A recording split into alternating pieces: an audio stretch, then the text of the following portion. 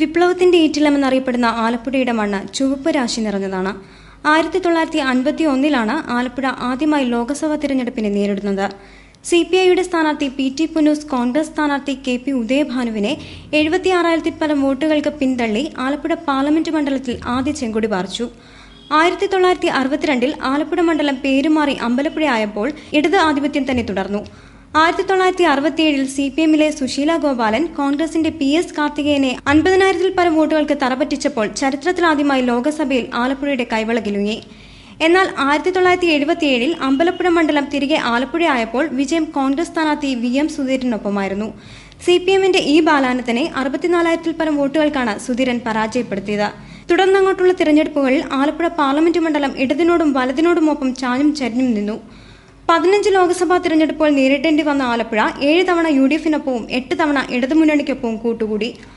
ആലപ്പുഴ മണ്ഡലത്തിൽ നിന്നും വിജയം നേടി തുടർച്ചയായി ലോക്സഭാ പദം അലങ്കരിച്ചവരാണ് CPIയുടെ PT പുന്നൂസ്, കോൺഗ്രസ് നേതാക്കളായ വക്കം പുരുഷോത്തമൻ, VM സുധീരൻ എന്നിവർ.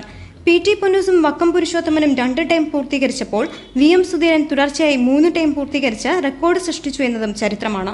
അരൂർ, ചേർത്തല, ആലപ്പുഴ, അമ്പലപ്പുഴ, ഹരിപ്പാട്, കായംകുളം, കരുനാഗപ്പള്ളി എന്നീ 7 നിയമസഭാ മണ്ഡലങ്ങൾ ഉൾക്കൊള്ളുന്ന ആലപ്പുഴ പാർലമെന്റ് മണ്ഡലം 2014 16ാം ലോക്സഭാ തിരഞ്ഞെടുപ്പിനെ നേരിടുകയാണ്. ആം ആദ്മി, ഇടതുപക്ഷ ഐക്യമുന്നണി എന്നുവേണ്ട സ്വതന്ത്രർ ഉൾപ്പെടെ 13 സ്ഥാനാർത്ഥികളാണ് മത്സരരംഗത്തുള്ളത്.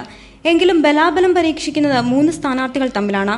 തുടർച്ചയായി 3 തവണ MP ആയി വിജയിച്ച VM സുധീരനെ പരാജയപ്പെടുത്തിയ CPM സ്വതന്ത്ര സ്ഥാനാർത്ഥിയായ KS മനോജിനെ 57,000 പരം വോട്ടുകൾക്ക് 2009 മുട്ടുകുത്തിച്ച KC വേണുഗോപാലാണ് 2014 ലോക്സഭാ തിരഞ്ഞെടുപ്പിൽ ജനവിധി തേടുന്ന കോൺഗ്രസ് സ്ഥാനാർത്ഥി. CPM ജില്ലാ സെക്രട്ടറിയായിരുന്ന CB Chandrababu LDF സ്ഥാനാർത്ഥിയായും RSP Bolshevik നേതാവ് AV താമ്രാക്ഷൻ NDA സ്വതന്ത്ര സ്ഥാനാർത്ഥിയായും പോർക്കളത്തിൽ സജീവം. ഇരുവരും പാർലമെന്റ് തിരഞ്ഞെടുപ്പിൽ പുതുമുഖങ്ങളാണ് എന്നതും ശ്രദ്ധേയമാണ്.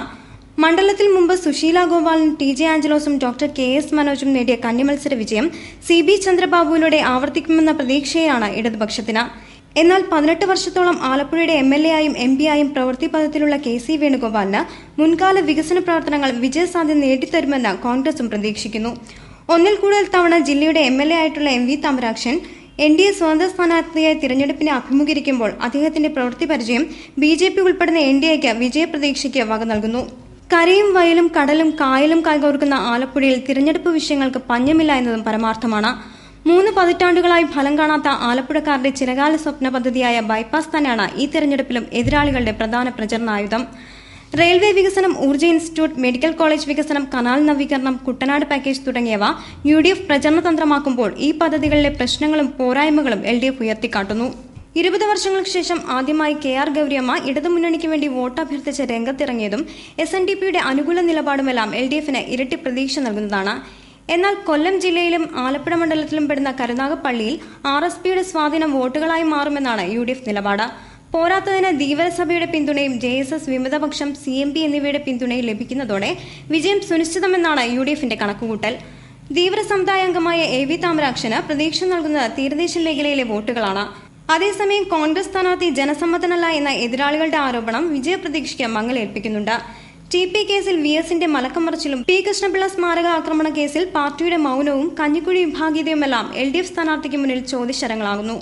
ആലപ്പുഴ മണ്ഡലത്തെ സംബന്ധിച്ച് മത്സ്യത്തൊഴിലാളികൾ, കയർ തൊഴിലാളികൾ, കർഷകർ എന്നിവരുടെ വോട്ട് തിരഞ്ഞെടുപ്പിൽ അവിഭാജ്യ ഘടകങ്ങളാണ്. ജില്ലയിൽ ഈ പ്രാവശ്യം എണ്ണത്തിൽ കൂടുതലുള്ള സ്ത്രീ വോട്ടർമാരും യുവജനങ്ങളുമാണ് വിധി നിർണയത്തിൽ പ്രധാനികൾ. അതുകൊണ്ട് തന്നെ പുത്തൻ പരീക്ഷണമായ നിഷേധാത്മക വോട്ടിന് നിർണായക പ്രാധാന്യമാണ് ഈ തിരഞ്ഞെടുപ്പിൽ ഉള്ളതെന്നതും വസ്തുതയാണ്. അടിയൊഴുക്കുകൾ ശക്തമായ ആലപ്പുഴയിൽ ആര് വിജയിക്കുമെന്നുള്ളത് പ്രവചനാതീതമാണ്. രാഷ്ട്രീയ മഹാമേരുക്കൾ പോലും അടിപതറിയ ചരിത്ര പാരമ്പര്യമുള്ള ആലപ്പുഴ പാർലമെന്റ് മണ്ഡലത്തിൽ ആരാകും ഭരണസാരഥിയെന്ന് കണ്ടറിയണം.